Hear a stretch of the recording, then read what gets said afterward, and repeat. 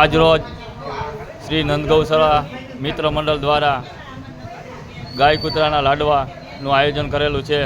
તો તમામ મિત્રોનો સાથ સહકાર છે અને અમારા એરિયાના બહેનોનો પણ સાથ સહકાર છે.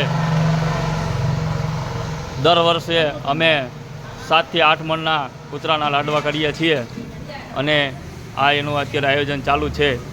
અમારા પ્રમુખ સાહેબ બોલો 2 શબ્દ. હા, અમારા કાળુભાઈ સક્રિય કાર્યકર. હા, કેટલા વર્ષથી કરીએ છીએ આપણે? 10 વર્ષ થઈ ગયા. હા, આ શનિવારે અમે અષાઢ મહિનામાં ગાય કૂતરાના લાડવા અને અખંડ ધૂનનું પણ આયોજન કરીએ છીએ. અત્યારે આ ઓલરેડી માલ બની ગયો છે, લાડવા બની ગયા છે. જો અમારા મુકેશભાઈ,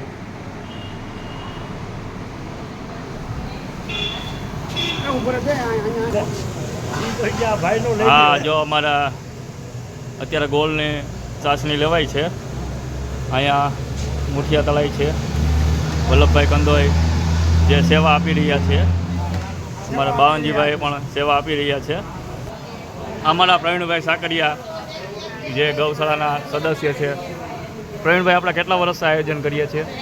આપણે 10-12 વર્ષથી આયોજન કરીએ છીએ. હા, અષાઢ મહિનામાં કરીએ છીએ. અષાઢ મહિનામાં ધૂન અમે 25-26 વર્ષથી એક ધારી ચાલુ છે અમારી.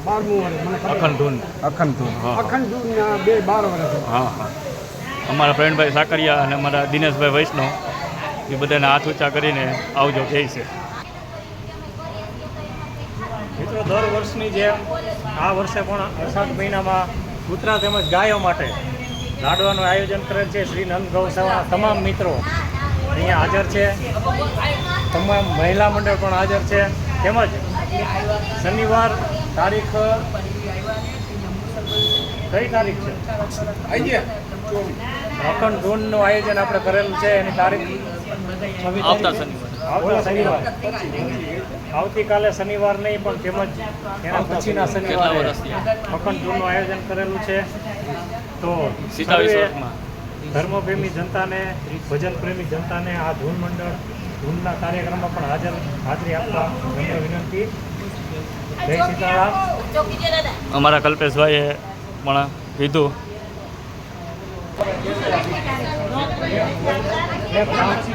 આપને શનિવાર બસ દબાઈ દીધું. 1/8/2026 ને શનિવારે અખંડ રામધૂન રાખેલી છે. તો ધર્મપ્રેમી જનતાને તેનો લાભ લેવા નમ્ર વિનંતી. અને ગાય કૂતરાના લાડવા દર વર્ષે જેમ આ વર્ષે પણ બનાવેલા છે. તો જે ભાઈઓ બહેનોને ગાય કૂતરાના લાડવા લઈ જવા હોય તે કાશી વિશ્વનાથ મંદિરે આવીને લઈ શકે છે. આવતીકાલે આવી